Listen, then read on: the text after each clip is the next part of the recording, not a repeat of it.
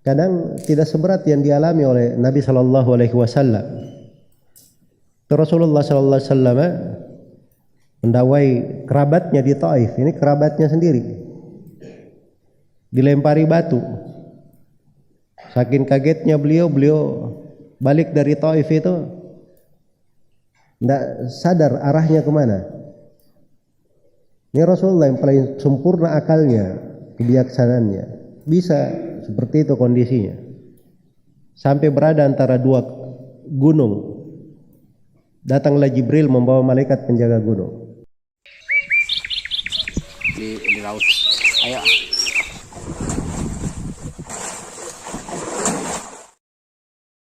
Hasilnya. Jadi saya harapkan kepada teman-teman 25 kepada Allah Subhanahu wa taala.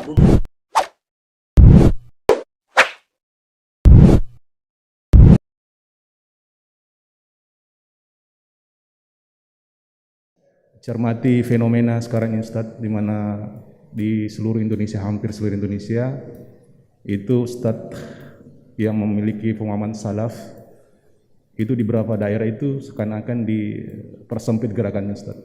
Di apa? Dipersempit gerakannya.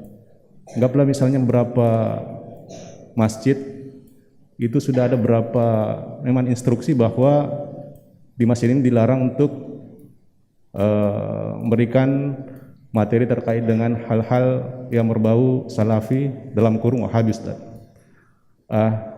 Dengan ini, apakah dengan fenomena seperti ini, apakah dibolehkan Ustadz yang notabene yang bisa menjadi nanti korban ini bisa mengambil suatu kaidah menghindari keburukan yang lebih besar daripada manfaat yang diperoleh.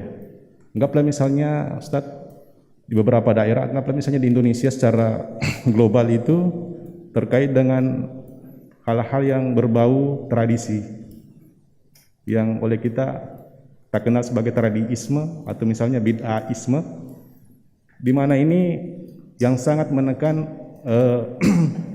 ustadz-ustadz yang berpaham salaf.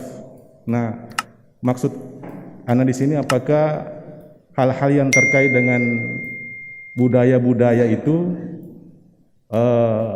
yang bertentangan dengan Islam ini itu ditekan dalam melakukan dakwah, sehingga ustadz-ustadz kita ini misalnya di Sidrap juga sudah di sini sudah keras sekali, ada kayak instruksi supaya dakwah ini dipersempit. Maksud kami apakah ini boleh menjadi kaidah itu kita kembali yang lebih menghindari mudarat yang lebih besar daripada manfaatnya. Terima kasih. Baik, barakallahu fiik. Sebenarnya pertama, jangan terlalu banyak lihat berita-berita di media. Satu berita di satu tempat bisa menjadi berita nasional, tidak seluruh tempat seperti itu. Indonesia ini asalnya orangnya baik-baik. Antum bicara, antum nasihati, mereka senang dengan hal seperti itu. Kalau ada yang tidak senang itu oknum-oknum tertentu saja.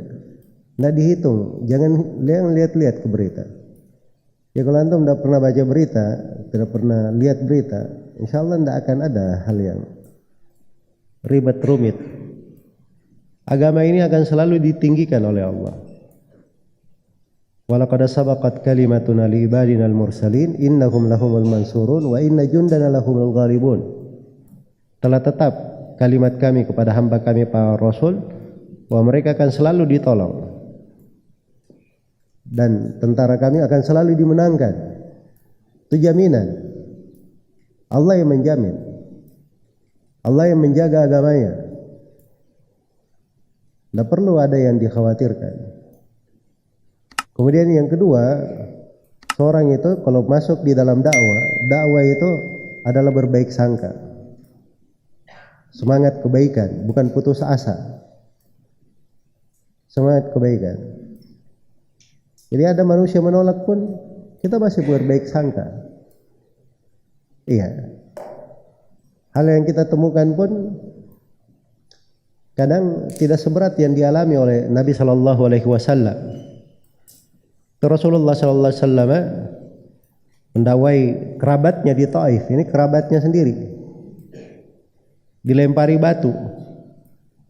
Saking kagetnya beliau balik dari Taif itu tidak sadar arahnya kemana. Ini Rasulullah yang paling sempurna akalnya, kebijaksanaannya. Bisa seperti itu kondisinya. Sampai berada antara dua gunung.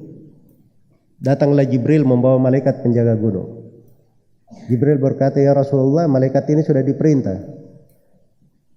Kalau kamu menginginkan dua gunung ini dibalik menimpa mereka, dia akan lakukan.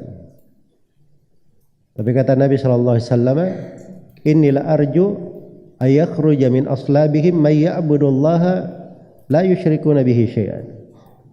Saya berharap akan keluar dari belakang orang-orang ini, dari keturunan mereka, satu kaum yang beribadah kepada Allah, tidak berbuat kesyirikan. Harus selalu ada harapan. Iya, harus ada harapan. Nah, itu berdakwah di jalan Allah. Cuma memang ada sebagian dai-dai ini sudah dangkal dalam pengetahuan, sedikit juga waraknya. Sering tampil di YouTube, di media-media, dia tidak bisa mengatur perkataannya. Itu semuanya ada batasannya dengan ilmu.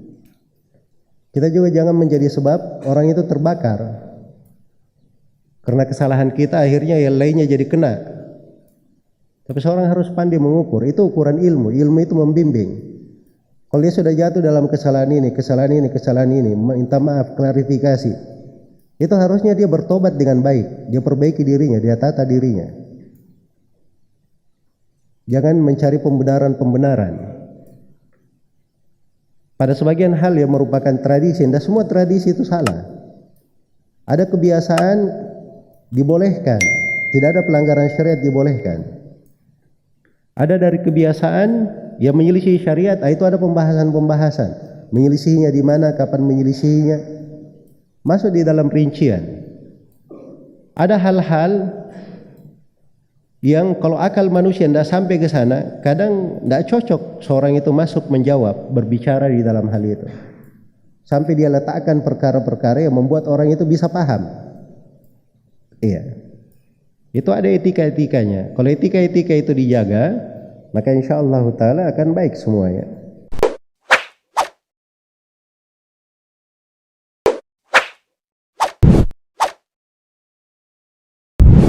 الحمد لله رب العالمين